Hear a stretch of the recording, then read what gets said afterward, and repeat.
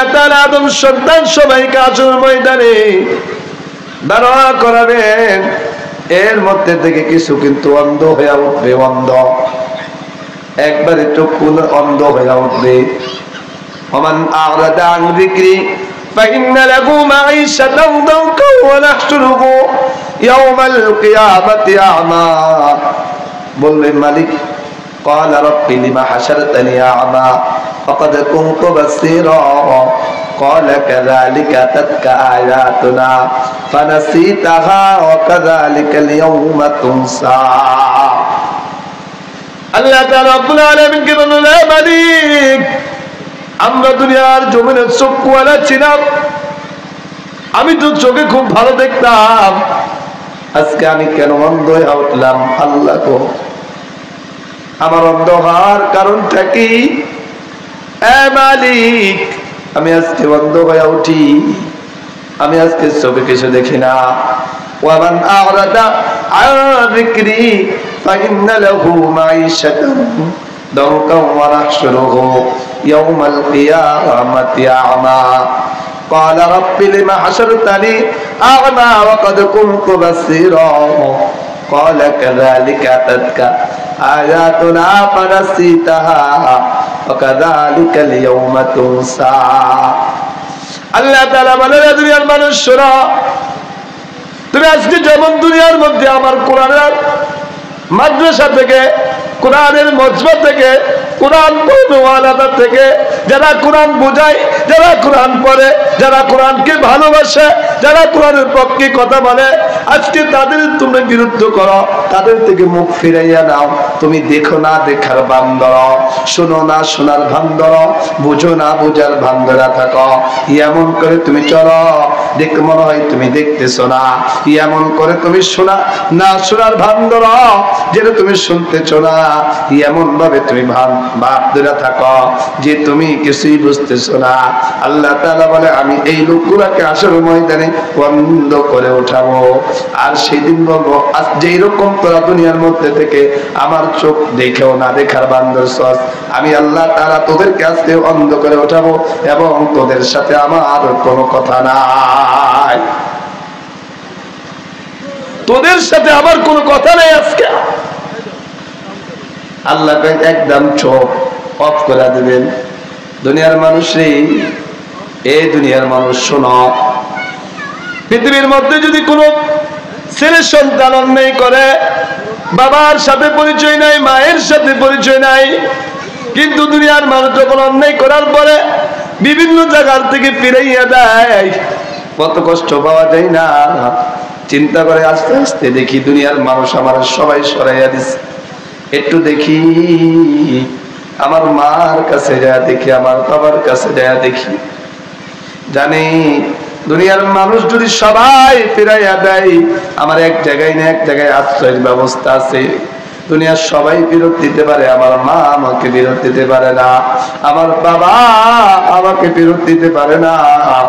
অতএব আমি দেখি আমার মা বাবার কাছে যা দেখি, কিন্তু পৃথিবীর মধ্যে যদি মা বাবা আমাকে ত্যায্য করে দেয়, মা বাবা যদি আমাকে ডিলিট করে দেয়, বলে তোমার মতো সন্তান আমার লাগবে না, তাহলে সারা পৃথিবীর মানুষ বয়কট করলে যতটুকু কষ্ট না পাইবা, তার থেকে বেশি কষ্ট পাইবা তোমার মা বাবা যদি তোমাকে বয়কট করে দেয়। ঠিক কিনা? পৃথিবীর মানুষ আজকে তুমি দুনিয়ার মধ্যে চলতেছ আর বলতেছে আমার ক্ষমতা, আমার টাকা, আমার ক্ষমতা, আমার বাড়ি, আমার গাড়ি, আমার সব, আমার কোনো কান্দি আমার সমস্যা নাই, সব কিছু হবে। কে আমাকে ঠেকায়?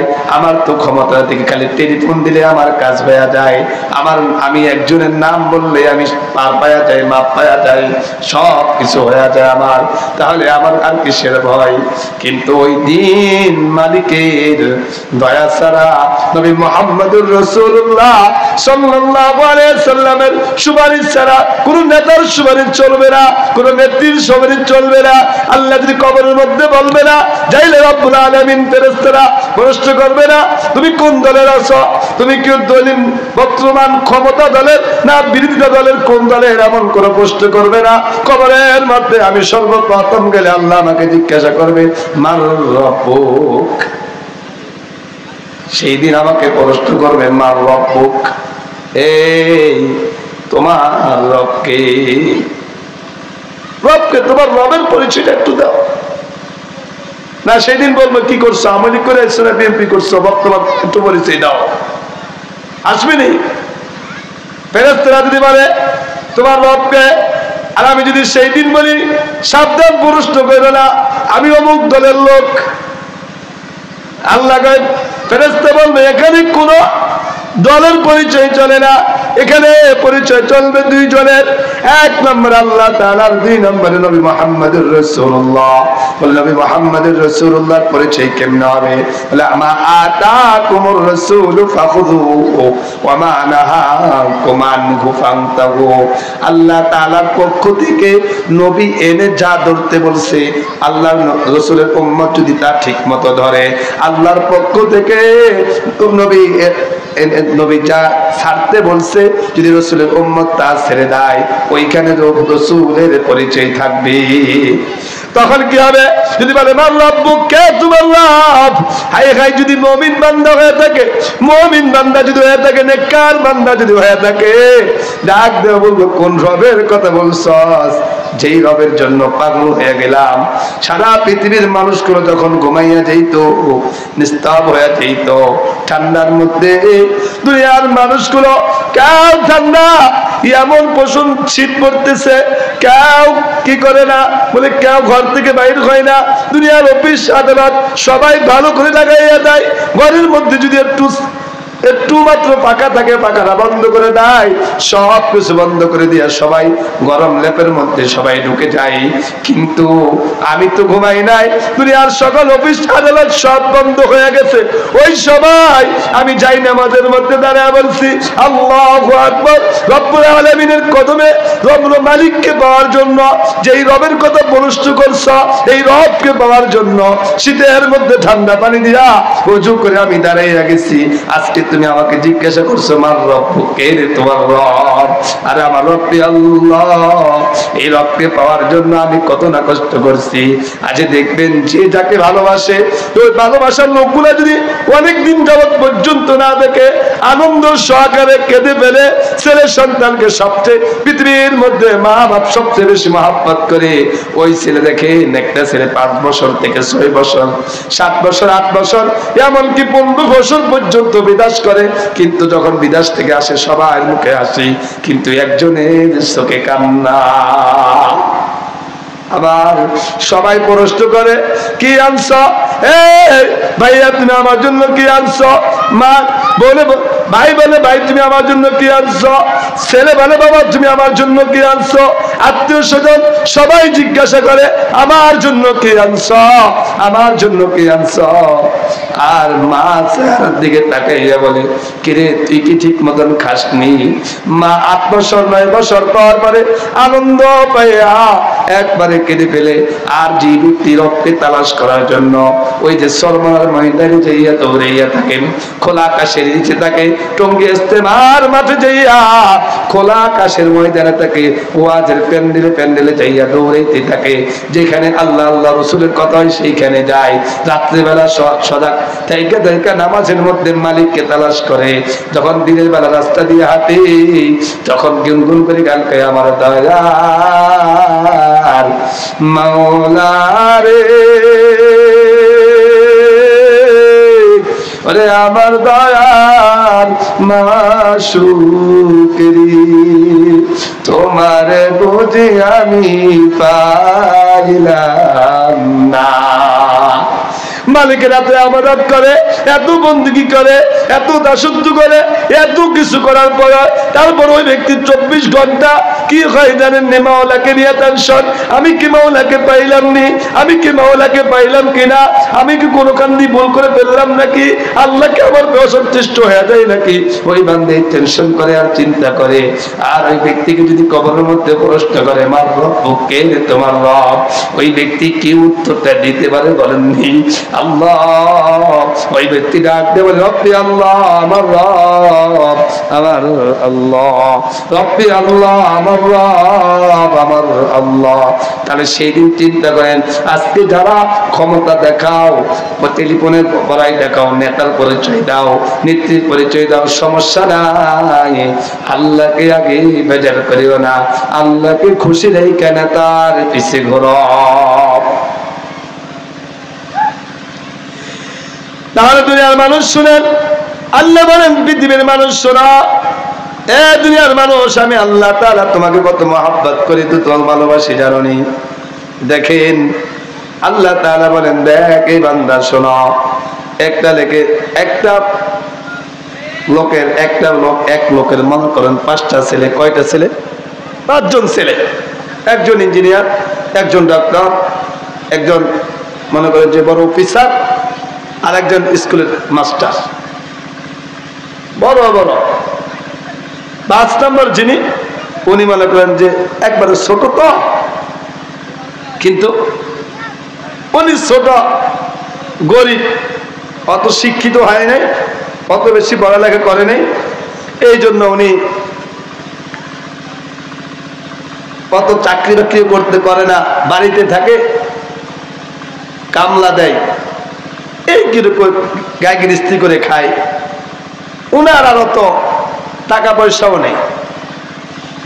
আর বাকি 4 ছেলে সবাই ঢাকার শহর বড় বড় স্থানে চাকরি করে। কিন্তু এই 4 ছেলে যখন বাড়িতে আসে, মায়ের জন্য দামি কাপড়, বাবার জন্য দামি কাপড়, ভালো ভালো খাবার, এত কিছু নিয়ে আসে, কিন্তু তারপরও মা ওই 4 জনের থেকে এই ছোট সন্তানের প্রতি বেশি মহাব্বত, সে বেশি ভালোবাসা।